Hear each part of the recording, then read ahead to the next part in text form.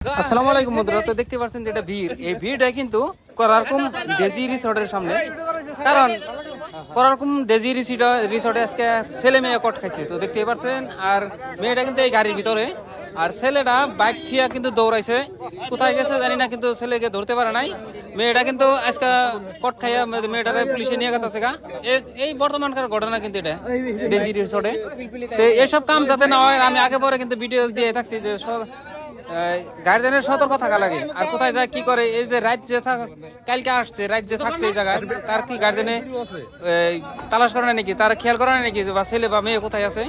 তো বাইকটা থিয়া দৌড়াইছে, আর বাইকের নম্বর দিতেছি।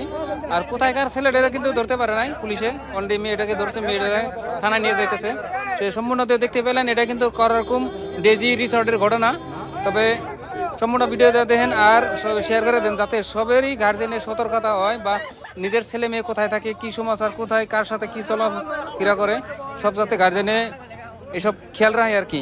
তো এসব কাম যাতে কোনো জায়গায় না হয়, সবেরই সতর্ক থাকা দরকার। আর যাতে এইসব কাম বন্ধ হয়, তার জন্যই আমি এই ভিডিওটা করছি। যত পারেন শেয়ার করেন, আর কমেন্টের জরিয়ে জানাইবেন যে এইসব কাম হওয়া ভালো কি ভালো না, এইসব কথা তুলে ধরা ভালো কি ভালো না।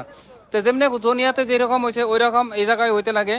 আমি চাই যে রাইজে এইসব করে। আর এই যে বাইকটাই কিন্তু, যে বাইকটার কথা কইছিলাম, যে বাইকটা থেকে দৌড়াইছে, এই যে এইটা বাইক, ছেলেটা কিন্তু দৌড়িয়ে পলাইছে। আর মেয়েটারা কিন্তু অলরেডি থানায় নিয়ে গেল, তো দেখতে পাচ্ছেন গাড়িতে। সম্পূর্ণ ভিডিওটা দেখেন, আর পারলে শেয়ার করে রাখবেন, শেয়ার করে দিবেন, সবাই দেখার জন্য সুযোগ করে দিবেন।